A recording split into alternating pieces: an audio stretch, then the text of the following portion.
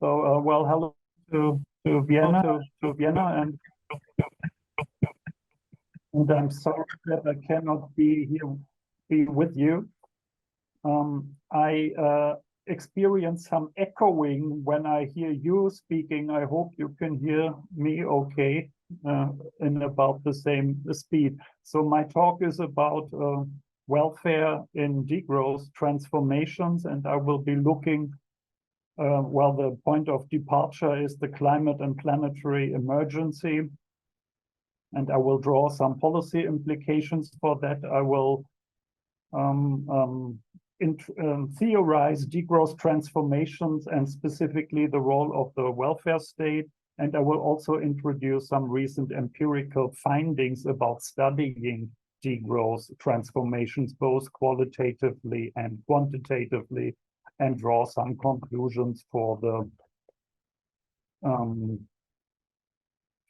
conclusion. Now, I cannot apparently move my presentation. Now I can, sorry. So the IPCC, in its report last year, and the alliance of over 11,000 world scientists call for bold and drastic transformations in this decade in order to meet the Paris climate targets. I quote from the world scientists report, economic growth, they say in rather unprecedentedly clear-cut terms, must be quickly curtailed to maintain long-term sustainability of the biosphere. The goals of economic and other policy making need to shift from GDP growth towards sustaining ecosystems and improving human well-being by prioritizing human needs and reducing inequality. This conclusion echoes recent comparative studies, for example, by Tim Parikh and colleagues and Helmut Harbaugh and colleagues. Both indicate that all attempts to absolutely decouple GDP growth from resource use and greenhouse gas emissions either failed totally or did not reach the extent necessary to meet the Paris climate targets. The implications from this is, according to Harbaugh and others, that decoupling needs to be complemented by sufficiency-oriented strategies and strict enforcement of absolute reduction targets, and the deprioritization of GDP growth as overall target in policy making, according to Parikh and others.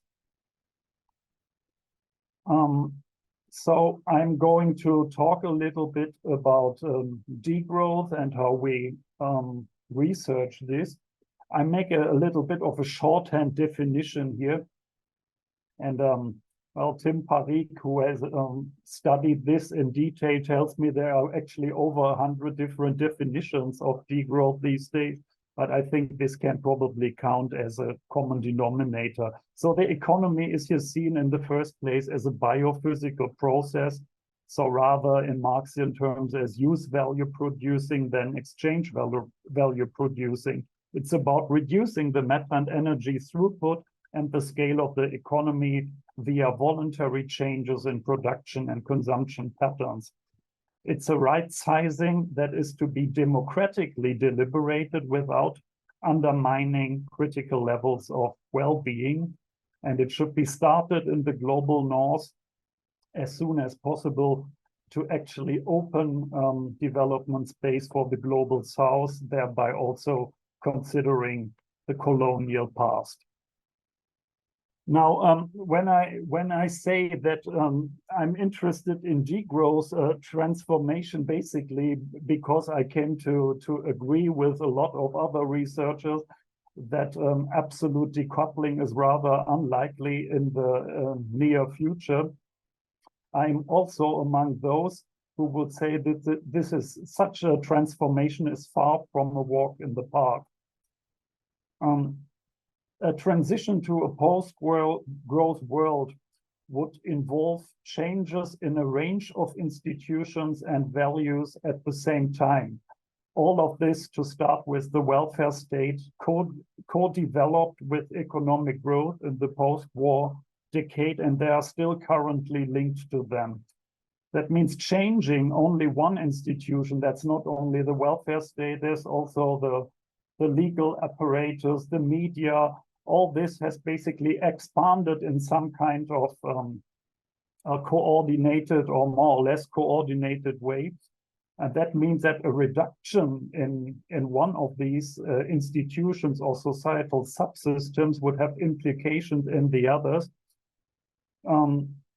Probably potentially leading to disalignments or at the value level to enemy. So I've written about this a lot with Milena Büchs a few years ago. So in understanding the complexity that a degrowth transformation would be up against, I have now basically come to work with experts in critical realism. That is Hubert Buch-Hansen, with whom I have been working a lot over the years, and Jana Nestorova. Both of them are critical in this kind of way of looking at the world, and both of them have published a lot about it. And they have encouraged me to think about complexity in degrowth and degrowth circumstances in this kind of way. So what we provide in this forthcoming book, I hope it will come out in the next 6 months anyway. We are trying to provide a social theory capable of capturing the complexity of degrowth transformations, basically in more concrete terms than basically only saying, oh, this is very complex. We are combining critical realism, heterodox political economy, and Bourdieusian sociology for the more empirical parts. We are arguing along 4 planes of social being, which is material transactions with nature, social interactions between persons, social structures, including inequality structures, and inner being, basically the individual transformations that people would need to make. And we look at the same time at 3 sides of social change. In our case, business and the economy, the civil society and the state. And we are arguing that for deep transformations, facilitating degrowth change on all planes and scales would actually be necessary. Well, this is the outline of the book. We are looking as in much of my work, we're starting from capitalism, but we're looking at institutional forms and diversity too, using some of the regulation theoretical approaches. We are, in general terms, outlining a political economy of deep transformations, and then we are going to the 3 sides: civil society, the state, and degrowth businesses, and we outline how such an approach may actually be applied in empirical research, despite the fact that the book is mainly meant to be a theoretical contribution. And for the rest of the talk, I'm basically talking a little bit about chapter 6 and 8. That is first the state, with the emphasis on the welfare state and the way we would approach an empirical study of degrowth transformations. So I have written a little bit already about the role of the state, including the welfare state, in degrowth transformations, and basically the chapter is in many ways based on this. Of course, we align this with the general theoretical approach that we are taking here. So we assume basically that the overall size of the state would actually increase in a first stage, only to decrease thereafter. It would need to increase in the first phase because, for example, the fossil fuel industry would need to be phased out as soon as possible, and this would likely to be done by the state, because we cannot really ask local communities to take care of nuclear waste for a few million years to come. we are looking at three elements of state activity here. So there's first economic development, which would be interpreted as a biophysical process, or rather a use value orientation than exchange value orientation. States do here ensure that production and consumption patterns do not exceed environmental limits and define limits for economic and social inequality. They also steer governance networks with collective, communal, and private actors. An important discussion here is also what geographers call the spatial target of state agency, which would need to be carried out both at global and local levels, especially. At the global level, we would need to identify thresholds for matter and energy throughput, including remaining carbon budgets for states and local areas, which in turn would delineate the leeway within which national and local economies could actually evolve. And when we come to the policy final element of the state activity I'm discussing here, it would be a sustainable welfare and needs orientation, which would need to be in the foreground via a redistribution of wealth, income, and pollution rights. We would need to see a renaissance in democratic planning and the management of a mixed economy, ensuring the provision of sufficient need satisfiers for everyone, but of course also ecologically sustainable need satisfiers. It would be directed at moving production and consumption norms towards both social floors and ecological ceilings, very much in line with what Ray Wars calls the safe and just operating space. And it is important, and I commend recent work on production corridors, which I think comes from the foundational economy, complementing a previous work on consumption corridors to actually guide this process. It should maybe be added that such change would presuppose civil society mobilization to basically change state policies, but also, on the other hand, self-transformations of state employees according to the inner being plane of a critical realism and an expansion of its left hand. If I have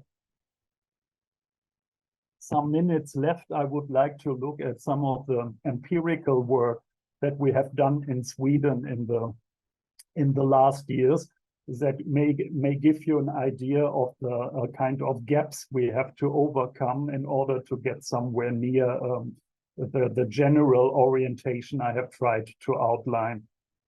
So I said that eco-social policies should be oriented at both social floors and ecological ceilings. And we have now done 2 surveys recently at Lund universities, which both look at various policies that are discussed in the degrowth literature and beyond, which either limit something or in terms of caps or tax something or enable something, that means to provision something. So on the left-hand side, you find the ideas what we would need to limit, for example, the living space, the number of flights, income and wealth, or meat consumption, and you will unfortunately find that all these proposals of limiting something are not very popular. Especially living space, the limitation of living space is basically beyond the pale in the eyes of Swedes, and to limit the number of flights is almost equally unpopular.